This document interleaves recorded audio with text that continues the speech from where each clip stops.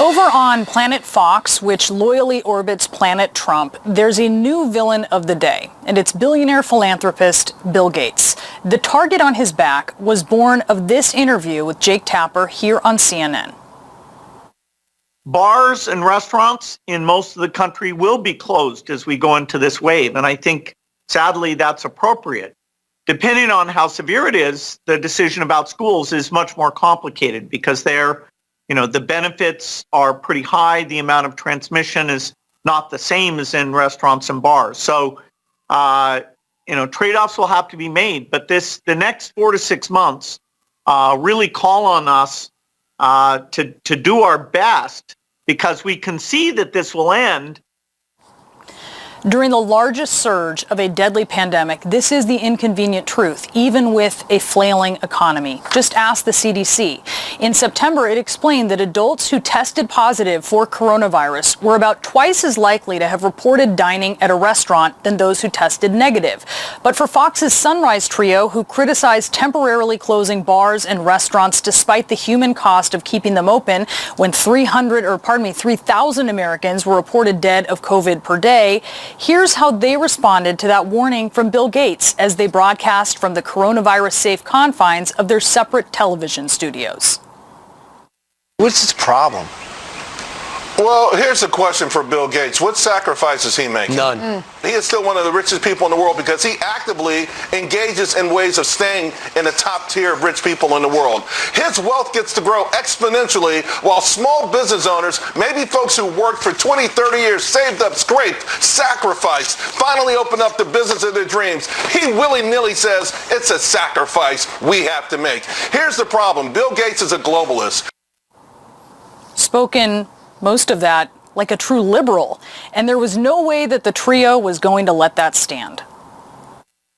I'm not knocking him because he worked hard to make that money. Yeah, he worked hard, but you know what? The person who's going to come and pick up this garbage outside my house today, they work hard.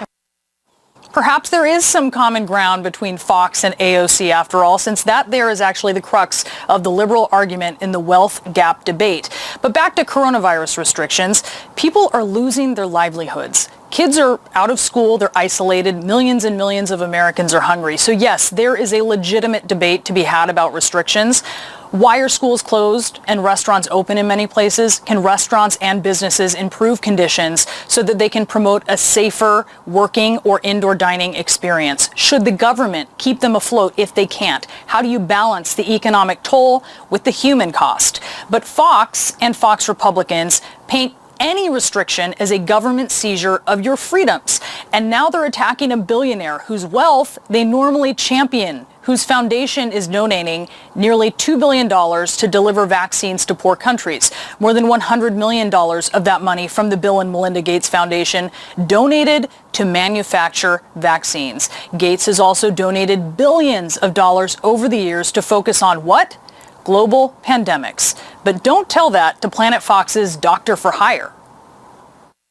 By the way, Tucker, if you had me on, if that network has on a computer expert to talk about COVID instead of a physician, imagine if you had me on to talk about computers. You wouldn't do that, right? You have me on to talk about COVID. Good point.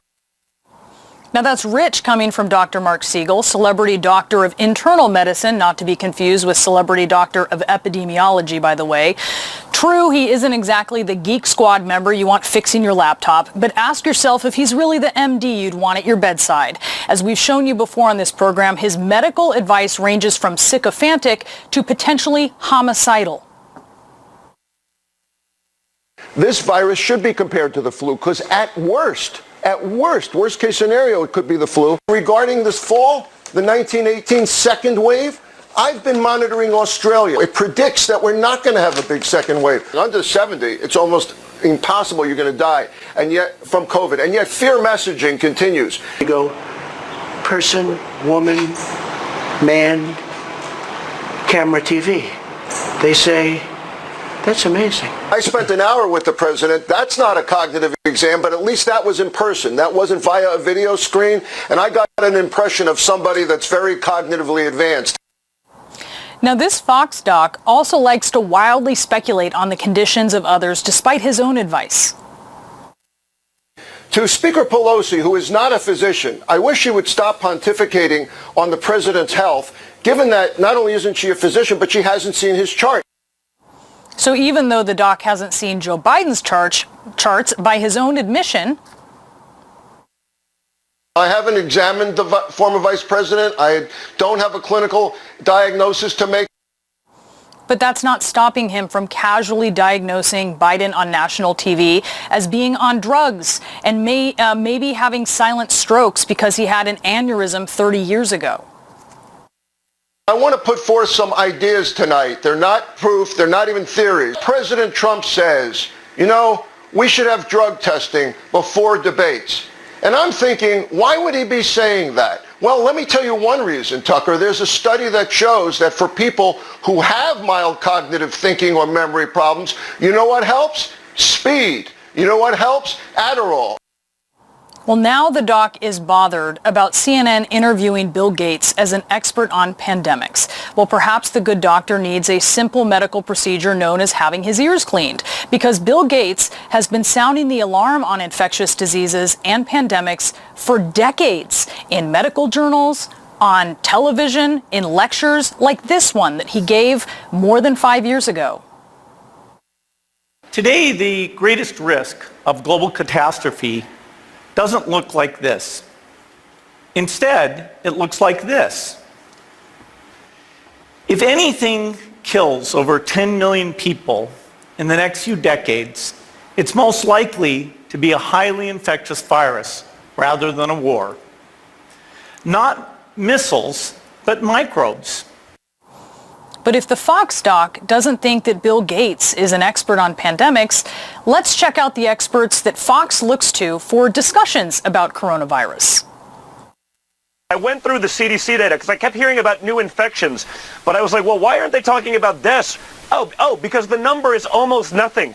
Why not name the vaccine the Trump?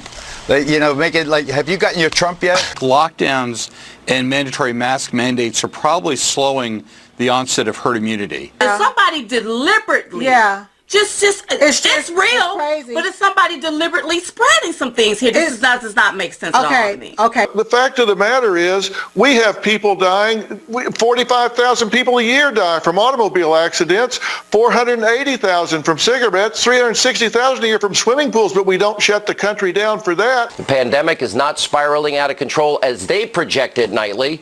It is the worst pandemic since 1918. Losing one life is way too many. The situation is getting better, not worse. You can take your mask mandate and shove it right up your ass. Now we're reading stuff about how you can damage yourself by wearing a mask because then you're breathing back, potentially microbes. This is why he won't wear a mask. He doesn't want to look funny. We now know, thanks to widespread blood testing, that the virus isn't that deadly. The thing in New York was you have very low-income people in very tight quarters that are touching a lot of handles and doorknobs. Speaking of doorknobs, that is exactly what he and his pals are, on the doors that swing open every day to an alternate reality known as Planet Fox.